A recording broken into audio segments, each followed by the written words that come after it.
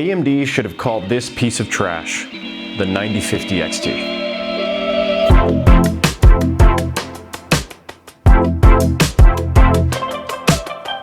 Welcome back, GigaBrains. It's been a while. Life happened, but we're back at it. Today we're going to do a little interesting analysis here. Here I have two graphics cards. One of them is the AMD Radeon RX 9060 XT, and the second one is the AMD Radeon RX 9060 XT. Same card, right?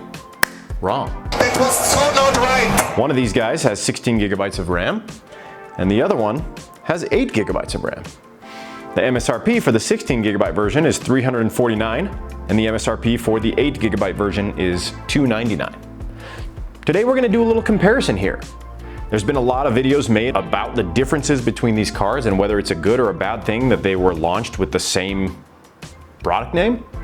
So we're going to do a little bit of comparison, and I'll give a little of my opinion on how I think AMD could have, specifically the Radeon group, could have avoided a lot of the ire that has been directed at them online in the last month or two. All right, let's start with the 16 gigabyte card. All right, so the first thing we're gonna do is we're gonna run the Monster Hunter Wilds benchmark.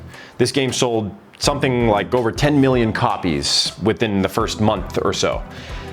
So a lot of people played this game, right? You can see that if I set the benchmark to Ultra, it'll default to AMD's FSR upscaling in quality mode, right? And if you check the estimated VRAM usage, it's right about half, right? It reports just under 16 gigs of total VRAM and a usage of 8.06 in total. So it does report that the game will use 7.2 gigabytes and that other applications will take it up to 8.06. But let's just run it at this and let's see what sort of performance we get. All right, so here is a run of the Monster Hunter Wilds benchmark at the high setting, which defaults to AMD's FSR upscaling at the balanced level. And you can see that the performance is actually quite good. We're over 100 FPS here and there, 1% lows in the 40s to 50s. I think I've seen this dip maybe into the 30s, but nothing drastic, right? You'll notice a stutter here and there, right? The frame time graph will do a jump periodically, but overall the performance is pretty smooth, and I'd be perfectly happy playing this game at these settings at this frame rate. I'd feel like my computer was powerful. Patience, my blue friend. All right, we're running the Cyberpunk benchmark at ray tracing medium, which I believe gets rid of ray trace reflections. And I've also made the change from FSR 2.1 to FSR 3. So you can see that we're seeing about 9.8 gigabytes of allocated memory and 7.5 gigabytes of used memory by the process. Really smooth frame rate, 60 FPS average, really smooth frame time, 1% lows, very close, 50s. So this is a very, very smooth experience right now. At 1440p, no problems at all. No VRAM issues, no stuttering issues, just smooth. And ray tracing, which is not what you come to expect from an AMD graphics card, except for they're now getting pretty good at that. Switch up. Now let's move on to the 8 gigabyte card. When you play this game at 1440p with this card, which has been marketed as a 1440p capable gaming GPU, So they say. if you run this benchmark at 1440p resolution, high settings with FSR set to quality, you see a big gap between your 1% low frame rates and your average frame rates. And right now we're actually seeing pretty low frame rates across the board in the 40s. But sometimes you'll see the average frame rate climb and be double or more the 1% low, which we've set the 1% low window to be a small window, but the lowest 1% lows are in the single digits. And as a user, that manifests as stuttering.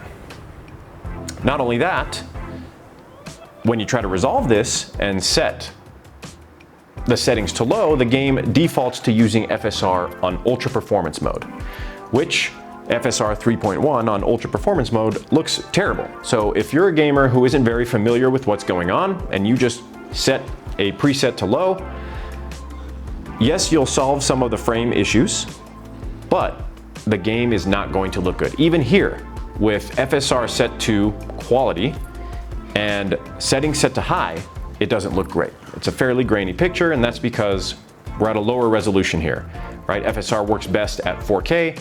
This is 1440p. There's not as many pixels to work with here, so the game doesn't look great.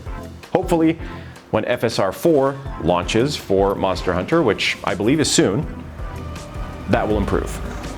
Okay, for kicks, I've turned on the benchmark in Ultra.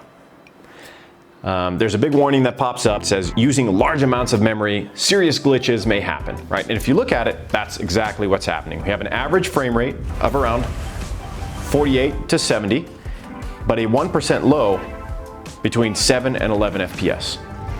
It may be tough to see on YouTube, but I can see significant stutters as these frames play out. So, if I didn't know anything about graphics cards or PC gaming, I might think that that's just normal. It's not normal. As you'll see, with the 16 gigabyte card, we won't run into this issue. Okay, so here we are, we're running the Cyberpunk benchmark. We're running the benchmark here in 1440p at the ray tracing medium preset, but we're switching the default FSR from 2.1 to FSR 3 for better visual quality.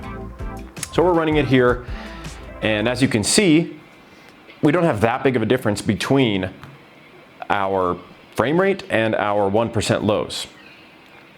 Now that could be because less VRAM is actually used in this game. And you can see here that the allocation is 7,200 megabytes. So, 7.2 gigabytes, 7.5 gigabytes now. So a lot of the GPU is being taken up by allocation here. The actual usage appears to be 5.5 gigabytes, as long as this MSI Afterburner metric is correct. But what you'll notice is when you're not bumping up against a VRAM limit, you don't have as much of an issue maintaining your frame rate. So your 1% lows tend to be closer to your average frame rate.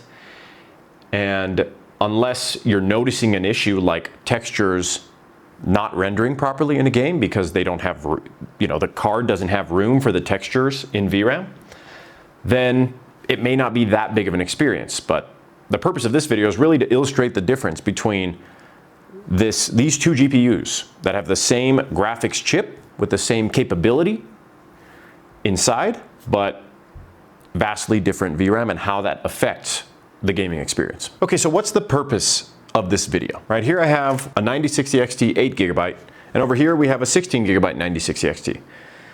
The real point of this video is to highlight that a certain type of gamer is getting absolutely wrecked. Get wrecked. By this card. They don't know anything about it. They don't understand that their single player game is going to play worse. They don't understand that the stutters don't have to be there. And that's something that AMD can't really get away from. The fact is they paired a powerful graphics card with 8 gigabytes of VRAM, and some subset of games is just not going to work very well because of that. And yes, that we've been testing in 1440p here, but that extends all the way down to 1080p with some of these newer games that are coming out. So that's just really unfortunate, and AMD cannot get away from that.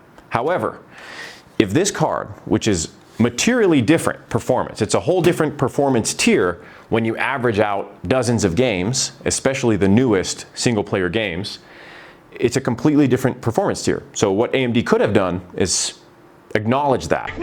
And said, hey, this card may have a chip that is identical to that card, but because the performance is a full tier below, let's brand it differently. Let's call this the 9050 XT. And let's price it a little bit better, right? The MSRP for the 8 gigabyte 9060 XT was $300. If they had just bumped the price down a little bit, $279, maybe $269, and called it the 9050 XT, even though some subset of games just never would have reached their potential on this card because it has 8 gigabytes, the product, I think, could have been received a lot better by the marketplace, especially because AMD released this after Nvidia released their 5060 Ti series. So Nvidia was the first company to do this. One 8 gigabyte 5060 Ti and one 16 gigabyte 5060 Ti. AMD could have simply not done that. Maybe it was too late, I don't know. I'm not inside the company and I don't know the reasons why they do that. But no one would be able to say that they're trying to screw over gamers by putting 9060 XTs in pre-builts that are being sold to gamers who don't know that much about what they're buying. It's really easy to just brand this a 9050 XT. It is a lower performing graphics card. I think it would have been much better received by the market. And it would also put AMD in a better position for the upcoming release of the 9050 class card, whatever they're planning on releasing right now. It's coming soon. It's another 8GB card, probably some cut down card, some version of this 9060 XT. It'll have 8GB of RAM, it'll be slower. And that would give them the opportunity to enter with a stronger 9050 non-XT. So I don't know what they're going to do. I don't know whether it will be the 9050 or the 9050 XT. But if this card had been the 9050 XT, I think they would be in a much stronger market position, and you wouldn't have huge YouTube personalities getting really excited about the 16GB 9060 XT. Hardware Unboxed loves this card. Gamers Nexus loves this card. Great value card. It wouldn't be overshadowed by the existence of this one. Everyone could have just ignored a 9050 XT 8GB graphics card being sold for a little less than this one. Maybe they'll learn, I don't know. I sincerely hope that this is the final graphics card generation with any 60 class, maybe even 50 class card with 8GB of VRAM, especially if they're capable of gaming above 1080p. I think that was a missed opportunity for AMD, and I'm hoping that they do something different next time. That's all I've got.